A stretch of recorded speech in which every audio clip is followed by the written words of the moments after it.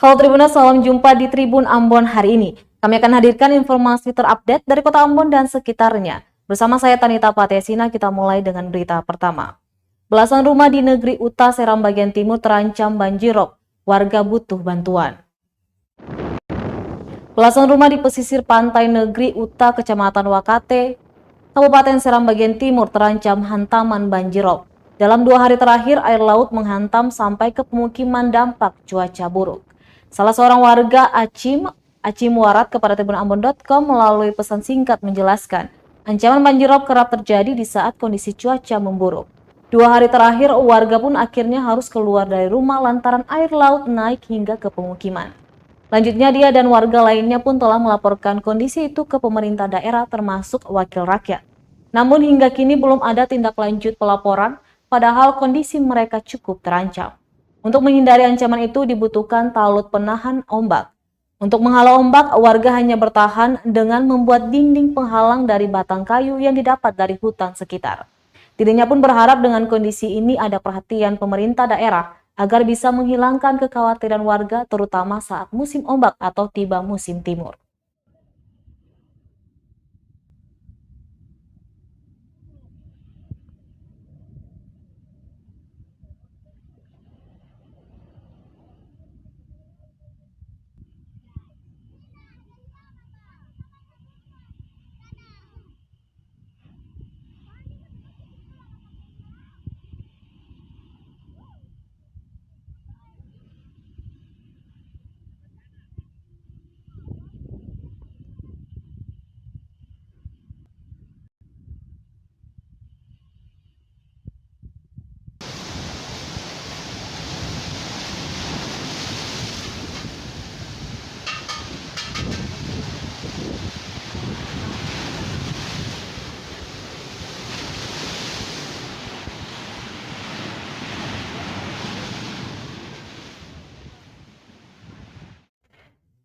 Tak ada perhatian pemerintah, warga desa Uta Wakate bikin talut sendiri dari batang kayu.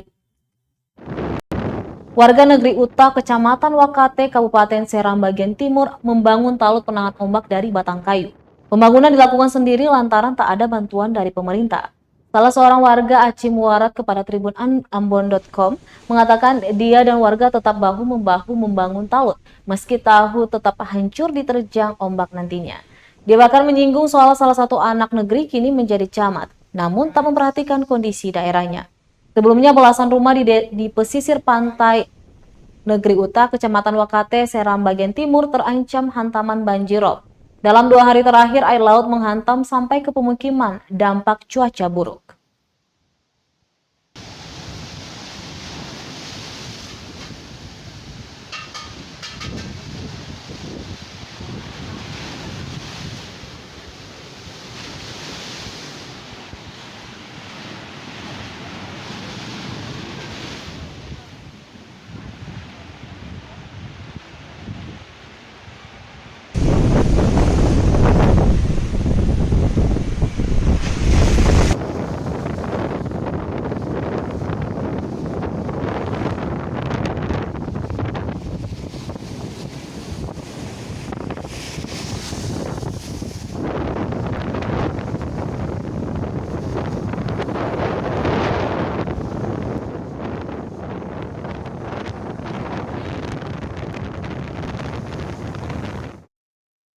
Tribuners, cuaca ekstrim di Maluku, 3 kapal perintis dilarang berlayar.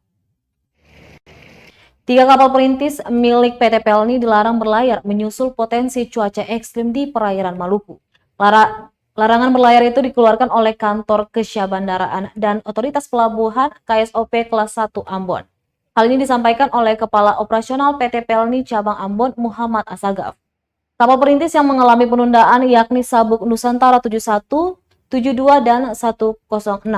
Selain itu ada pula beberapa kapal swasta yang bersandar di Yosudarso karena cuaca ekstrim sepekan terakhir. Namun menurutnya untuk Sabuk 106 rencananya sudah bisa berlayar menuju Amahai sore nanti. Meski begitu pihaknya masih akan berkoordinasi dengan nakoda kapal dan KSOP selaku otoritas. Jika diizinkan dan nakoda berani, maka Sabuk 106 sudah bisa berlayar. Sementara itu untuk kantor KSOP kelas 1 Ambon juga mengeluarkan larangan berlayar bagi sejumlah kapal, yakni kapal nelayan tradisional, kapal tongkang, feri hingga kapal perintis. Larangan berlayar bagi sejumlah kapal tersebut dipetakan menurut klasifikasi gelombang dan rutenya. Hal tersebut disampaikan Kepala Bidang Keselamatan Pelayaran, Penjagaan dan Patroli Pantai KSOP kelas 1 Ambon Amir Makbul.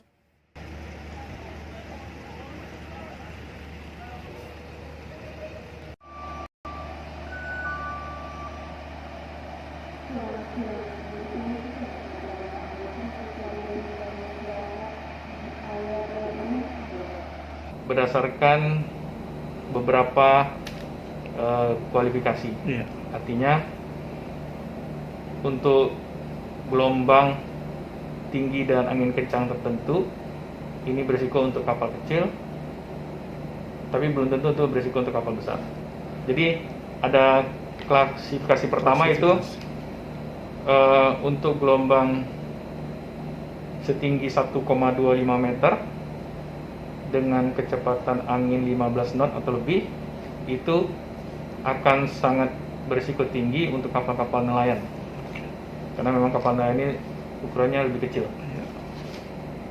Kemudian untuk tinggi gelombang sebesar 1,5 meter dengan angin kecepatan 16 knot atau lebih, ini akan berisiko untuk kapal jenis kapal tongkang. Kemudian ada tinggi gelombang sebesar 2,5 meter atau lebih dengan kecepatan angin lebih dari 21 knot. Ini akan sangat berisiko tinggi untuk kapal feri. Dan yang keempat ini adalah untuk tinggi gelombang di atas 4 meter dengan kecepatan angin 27 knot. Ini sangat berisiko untuk kapal-kapal, semua kapal, termasuk kapal besar. Kapal perintis juga Bang? Termasuk kapal perintis.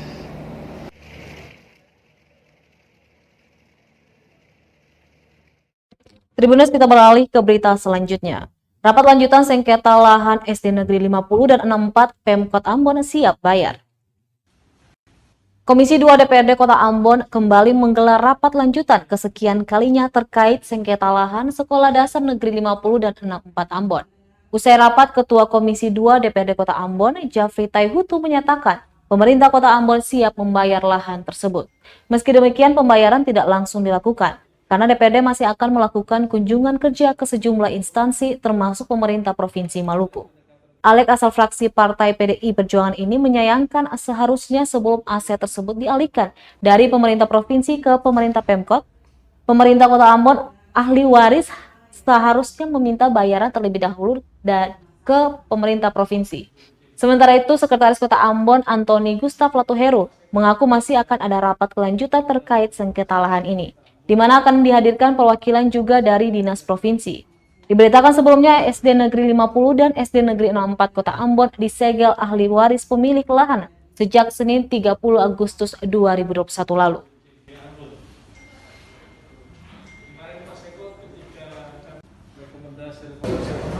Beberapa langkah maju itu adalah Pemkot pengen bayar. Nanti kita undang provinsi, tapi mendahulunya itu pasti ada kunjungan kerja komisi ke Dinas Pendidikan Nasional. Kita kunjungan kerja juga ke Sekda provinsi untuk membicarakan tuntutan dari ahli waris.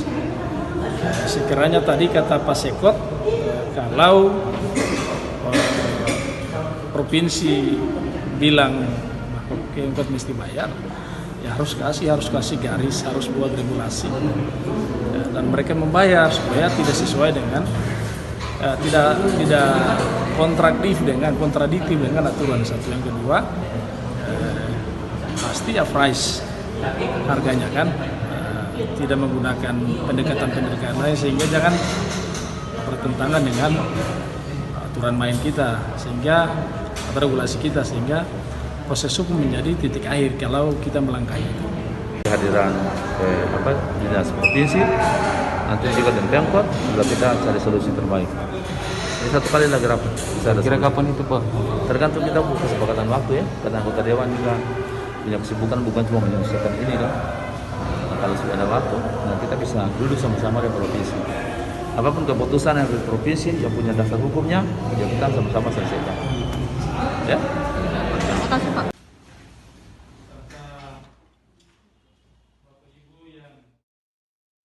Delapan 18 kali rapat bahas revitalisasi Pasar Merdeka, Hari Farfar minta pedagang proaktif.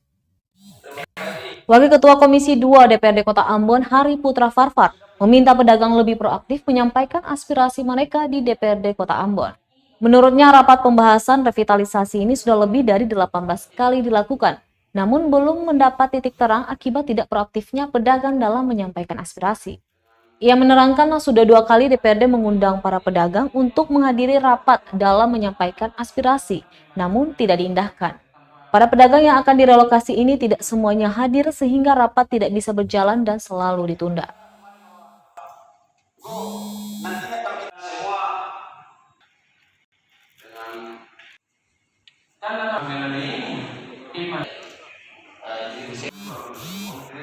Pembayaran dan sebagainya saja, supaya memang dalam proses revitalisasi pasar ini, revitalisasi dapat berjalan dengan baik, relokasi juga dengan baik, dan semua dapat terselenggara dengan baik berkat koordinasi yang baik antara pedagang, Dinas Indak, dan tentu kami sebagai mitra pemerintah Kota Ambon akan terus mendukung untuk menyelesaikan proses ini. Terima kasih. Tapi pedagang tidak proaktif itu maksudnya bagaimana Pak? Iya, karena ini kan sudah 2 kali kita jadwalkan kan. Nah, kemarin tuh tidak ada yang hadir. Hari ini yang hadir hanya 5 orang. Kami pengennya itu semua harus hadir, supaya rapat ini tidak dilakukan 2-3 kali lagi ke depan, karena juga banyak agenda yang harus diselesaikan kan. Nah, jadi kami pengennya nih semua harus hadir, supaya apa yang disampaikan ini, aspirasi yang disampaikan ini bukan cuma aspirasi 1-2 orang, bukan cuma aspirasi 1-2 pedagang, tapi benar-benar aspirasi dari seluruh pedagang pasar yang sementara direlokasi, supaya kita juga clear. Nah, jadi antara pengemban dan pedagang clear, begitu juga dengan dinas.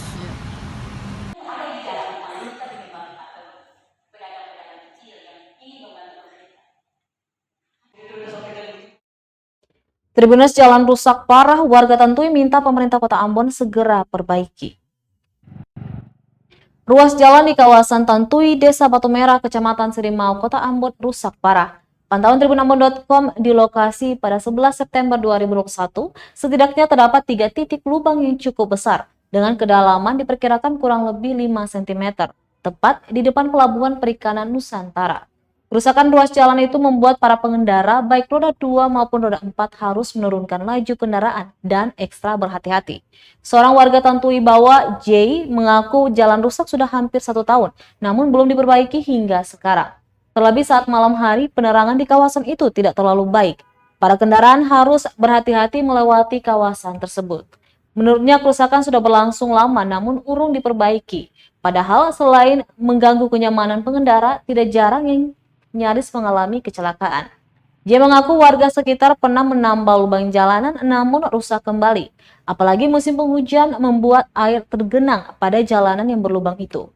Dia berharap apabila musim panas nanti, pemerintah kota melalui dinas terkait bisa segera memperbaiki jalanan di kawasan tersebut agar pengendara merasa aman dan nyaman saat berkendara.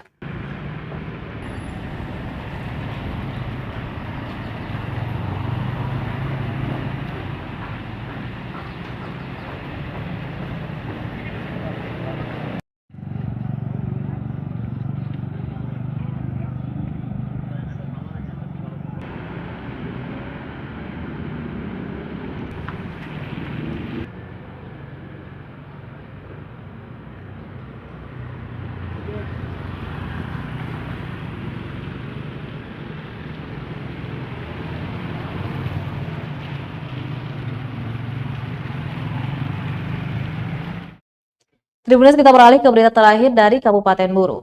Harga kebutuhan pokok di Namlea stabil. Sejumlah bahan pokok di pasar tradisional Namlea, Kabupaten Buru mengalami penurunan harga Sabtu 11 September 2021. Pantauan tribunambon.com di lapangan, selain penurunan harga, ada beberapa harga komoditas yang kembali stabil. Di antaranya seperti tomat, bawang putih, dan jeruk calamansi atau lemon Cina. Seorang pedagang itu mengatakan harga bawang merah menjadi Rp30.000 per kilo yang sebelumnya seharga Rp37.000 per kilonya.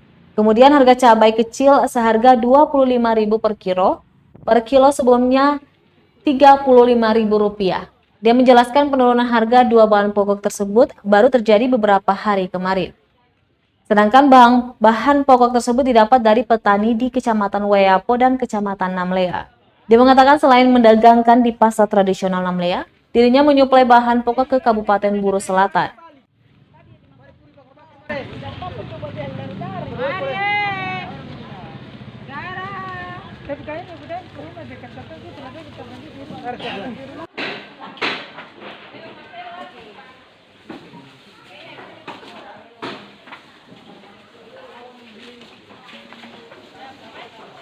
Itu semua turun ini. Hanya bawang merah saya masih bertahan.